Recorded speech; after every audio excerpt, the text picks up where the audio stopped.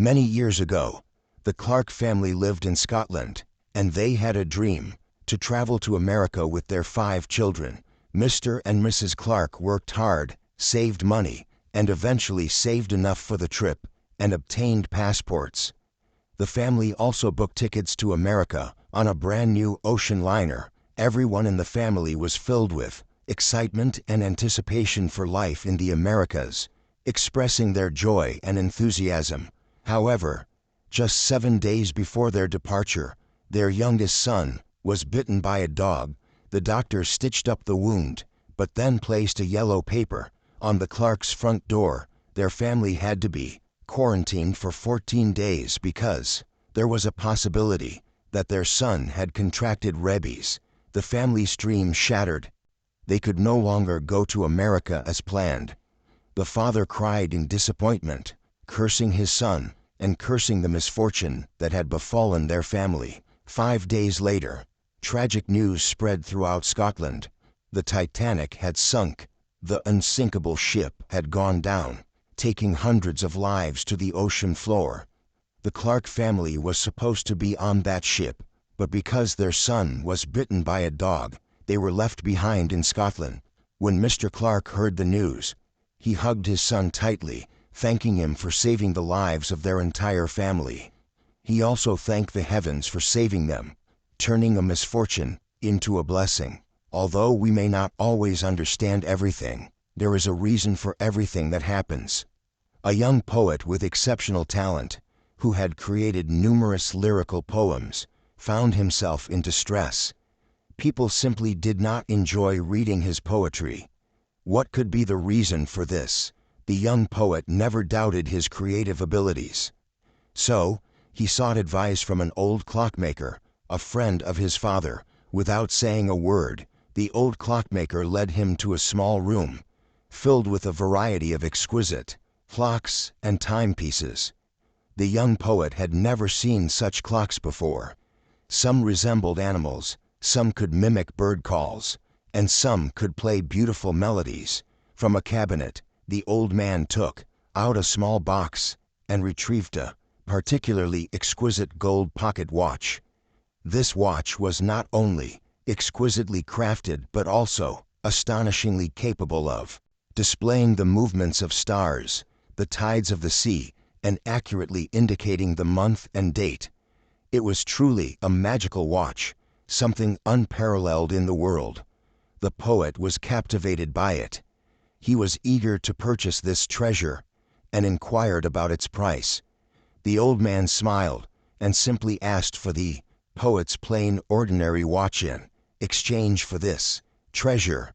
The poet cherished his watch dearly, wearing it at all times during meals, walks, and even while sleeping. However, not long after, he returned to the old clockmaker, requesting to exchange back his original plain watch. Feigning surprise, the old clockmaker asked the poet why he was dissatisfied with such a precious timepiece. Regretfully, the young poet replied, "It does not tell time. A watch is meant to indicate time.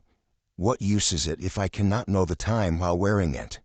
Who would come to me asking about the movements of stars or the tides of the sea? This watch holds no practical value for me." With a slight smile, the old clockmaker placed the watch on the table, picked up the poet's collection of poems, and said meaningfully, "Young friend, let us strive to excel in our respective pursuits. Remember, strive to be of use to people." It was then that the poet had a sudden realization. The essence of life does not lie in what you do but in whether you can become a useful individual and take pride in your existence.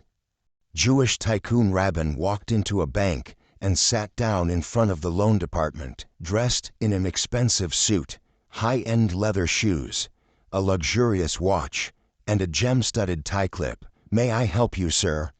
"What can we assist you with?" asked the loan manager cautiously, observing Rabin's attire. "I would like to borrow some money," Rabin stated. "Certainly. How much would you like to borrow?" inquired the manager. "Just $1. Rabin replied. "Only $1. The loan manager was astonished. That's all I need. Is that okay? Rabin asked. Of course. As long as you provide collateral, we can facilitate any amount of loan requests, the manager assured him. All right. Rabin took out a stack of stocks, government bonds, and securities totaling $500,000 from his luxurious briefcase and placed them on the table. Can these assets be used as collateral? After verifying the assets, the manager confirmed, Sir, a total of $500,000 as collateral is more than enough. But sir, are you really borrowing only $1? Yes. Rabin replied expressionlessly, Very well. Please proceed to the paperwork section. The annual interest rate is 6%. If you pay the 6% interest and return the $1 after a year, we will return these stocks and secured bonds to you, the manager explained. Thank you. Rabin completed the paperwork and prepared to leave the bank. The bank president, who had been observing from the sidelines, couldn't understand why someone with $500,000 would come to borrow just $1. He approached Rabin and asked, Excuse me, sir, may I ask you a question? What would you like to ask? Rabin inquired, I am the bank president here, and I am puzzled. With your substantial wealth, why would you only borrow $1?